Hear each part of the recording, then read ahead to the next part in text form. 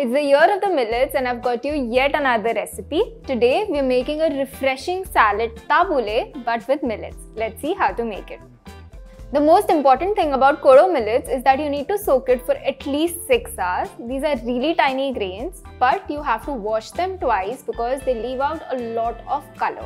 Once they are soaked, use the same water to cook it. So I'm going to just add the water first into my pressure cooker. It's very important to soak your millets before cooking them to remove the anti-nutrients like phytic acid which are present in the skin of the millets. These basically hamper the absorption of nutrients that are present in the millet. So very important, soak it and then use your millets. Now the water has started steaming. I'm just going to add in the millets into the water. I'm going to cook this with a teaspoon of salt for 2 to 3 whistles. While the millets are cooking, let's prepare our herbs.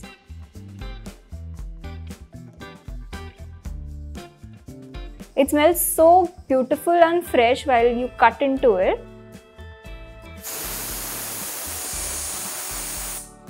Next, I'm going to chop up some fresh mint. Take a small bunch, scrunch it up and chop it.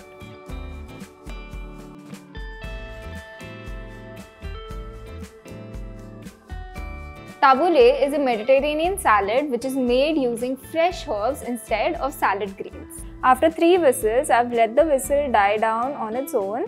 Let's open and check our millets. As you can see, there is no water left on the sides. It looks pretty dry, which means the millet is cooked completely. It has plumped up quite well as well. I'm going to remove this in a bowl and let it cool down.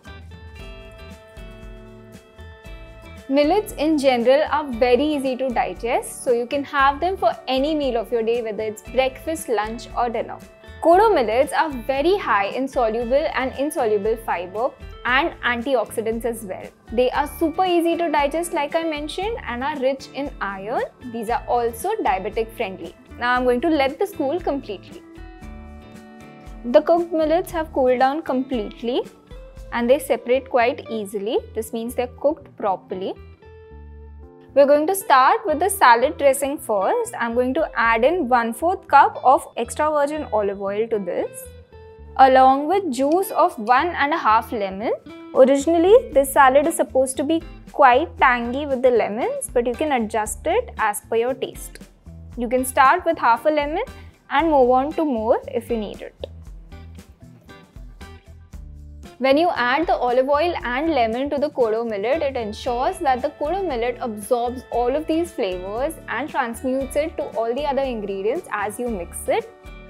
I'm going to add in some cherry tomatoes which I have halved. You can also use regular tomatoes and chop them finely to add it to the salad.